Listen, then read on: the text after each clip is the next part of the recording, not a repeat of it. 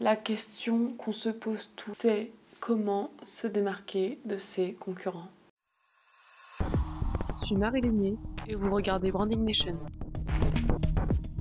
C'est pas simple, surtout aujourd'hui, surtout quand on travaille sur internet, surtout quand on est en concurrence avec des milliers, si ce n'est des centaines de milliers d'autres personnes. C'est une question qui nous prend un peu la tête, on va pas se le cacher. Déjà, il y a un truc à comprendre, c'est qu'aujourd'hui, dans nos sociétés occidentales, les gens ne consomment pas par besoin physique. Ils consomment uniquement pour servir un besoin d'accomplissement. Si vous regardez un peu la pyramide de Maslow, il y a la pyramide des besoins. Et clairement, aujourd'hui, la consommation est faite de manière à répondre à notre besoin le plus haut, donc notre besoin d'accomplissement. Notre besoin de savoir qui l'on est, d'exprimer notre personnalité, notre unicité. Et à la fois d'exprimer aussi un besoin de groupe, d'appartenance. Donc aujourd'hui, ce qui va vous permettre de vous démarquer par rapport à ce critère-là, ce n'est pas la qualité de votre produit, ce n'est pas la qualité de votre service, ce n'est pas combien il coûte, même si ça peut jouer. Ce n'est pas l'innovation qu'il va apporter sur le marché. Ce qui va vous permettre de vous démarquer, c'est votre branding, votre marque, c'est-à-dire ce que les gens pensent de vous et quelles valeurs vous partagez et en quoi les gens peuvent se reconnaître en vous ou en votre produit ou en votre service. C'est ça la question à se poser, c'est à qui j'ai envie de plaire et pourquoi je vais leur plaire. Et la réponse sera parce que j'ai ces valeurs, parce que il y a des gens qui pensent comme moi et qui préféreront travailler ou acheter chez moi plutôt que d'acheter chez quelqu'un qui pense le contraire d'eux. Le branding, c'est ce que les gens pensent de vous. Alors vous allez me dire, Marie, on peut pas influencer ce que les gens pensent de vous. C'est toi, c'est pas possible. Eh bien si. Je vais vous donner un petit exemple pour vous montrer que c'est possible. Si demain vous vous sortez dans la rue habillé avec un sac poubelle sur vous, les gens ils vont avoir une opinion de vous. Ils vont penser ah bah celle-là elle a pas d'argent, ah bah lui il sait pas s'habiller, peut-être qu'il a plu et que c'est pour ça qu'il porte un sac poubelle pour se protéger. Les gens vont en tout cas avoir une opinion. Elle peut diverger et tout le monde ne pensera pas la même chose de vous.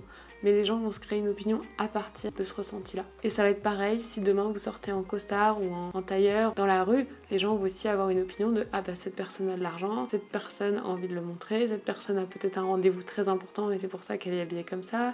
Donc même si les gens ne vont pas savoir qui vous êtes à travers votre apparence, ils vont quand même deviner des choses. Et en fait le branding c'est ça, c'est montrer le plus possible de ce qu'on veut montrer et de qui on est pour influencer le regard de l'autre et donc influencer ce que l'autre pense de nous. Ça marche pour les humains et ça marche aussi pour les marques. Et donc dans ce lot de personnes qui va vous regarder parce que vous avez décidé de lui montrer ça, donc imaginons demain vous sortez en costard dans la rue, il y a des gens qui vont vous regarder, qui vont avoir une opinion sur ça, qui vont en déduire des choses et qui selon leur déduction vont vous aimer ou vous détester. C'est ça qu'on cherche en fait avec le branding, c'est que des gens nous aiment vraiment, qu'ils ne soient pas sans opinion, qu'ils en aient une vraie. Et c'est ça qui va être l'intérêt. Ce que je veux dire, le fond de ma pensée, c'est que il faut exprimer, oser exprimer qui l'on est et ses valeurs, au risque de déplaire.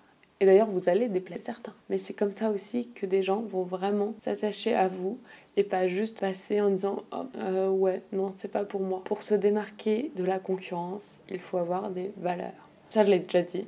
Et je pense que je le dirai jamais assez, donc je le répète. Ensuite, quand votre entreprise a ses valeurs, quand vous, en tant que personne, si vous faites du personal branding, vous avez vos propres valeurs, il va falloir les montrer et les assumer à 100%. Et quand je dis à 100%, ça passe par votre communication, parce que vous racontez, parce que vous montrez, et c'est là où j'interviens. Avec une identité visuelle, on peut, si elle est bien faite, transmettre des valeurs. Parce qu'en fait, on a appris tout au long de notre vie des codes qui font que même inconsciemment, on perçoit des éléments comme correspondant à certaines choses. Je vous donne un exemple. Si vous voyez une typographie avec empattement, donc on appelle une typographie avec empattement, c'est une typographie avec des petits traits au-dessus, en dessous, machin. La connotation qu'il y a derrière, c'est classe, élégant, chic, cher, pourquoi pas. C'est des valeurs comme ça. Alors que si je vous montre une typographie plus arrondie, sans empattement et plus ronde, on va avoir d'autres valeurs qui vont s'attacher à celle-ci. Par exemple, la gourmandise, l'humain, la surprise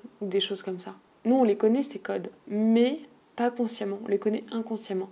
Le graphiste, son rôle, ça va être de les mettre en forme pour que les gens le ressentent. Et en fait, les gens qui n'ont pas appris ça, la plupart des gens n'ont aucune conscience de cette influence que peut avoir le visuel sur leur cerveau. Et de ce qu'ils vont penser d'une typographie ou d'une autre, d'une couleur ou d'une autre. En fait, ils n'arrivent pas à le savoir, c'est plus dans le ressenti, mais c'est pas conscient. Et c'est pour ça que je recommanderais toujours de faire appel à un graphiste lorsque vous voulez designer une identité visuelle, du moins quand vous avez les moyens. Pour commencer, vous pouvez très bien essayer de le faire au feeling et lancer votre entreprise comme ça, mais dès que vous en aurez les moyens et dès que votre entreprise grandit, je ne peux que vous recommander d'y mettre une identité visuelle, d'y mettre tous vos valeurs et de faire ce travail-là. Je pense que c'est un travail qui est nécessaire.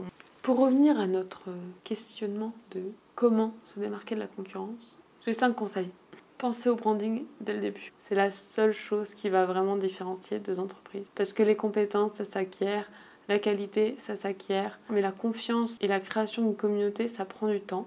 Et plus vous commencez tôt à créer cette confiance et ce lien et ces valeurs communes, plus votre entreprise sera solide dans le temps. Alors que si vous apprenez pendant des années à être les meilleurs, mais qu'au final, vous n'arrivez pas à le partager et à créer du lien avec votre clientèle, ça sert à rien.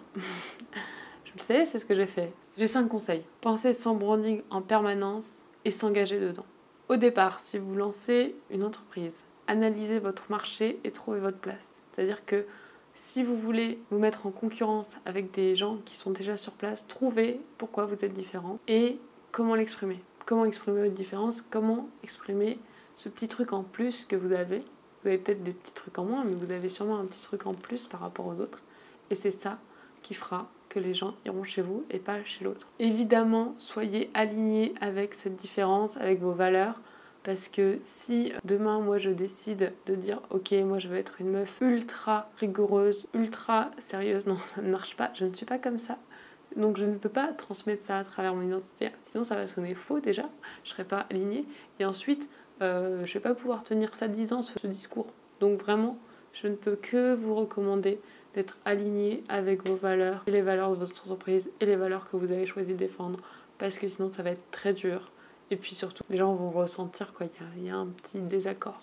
Comment se démarquer, ne pas copier ses concurrents, c'est bien aussi, parce que si vous copiez, vous allez ressembler à tous les autres et donc vous ne serez pas différent.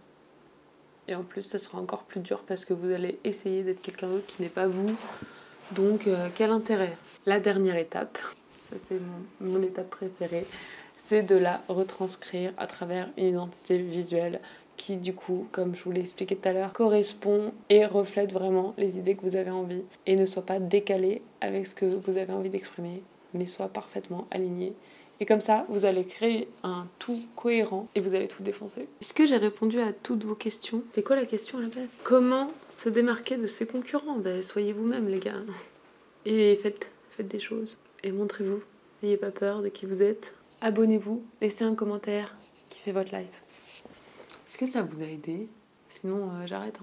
On le dit tout de suite.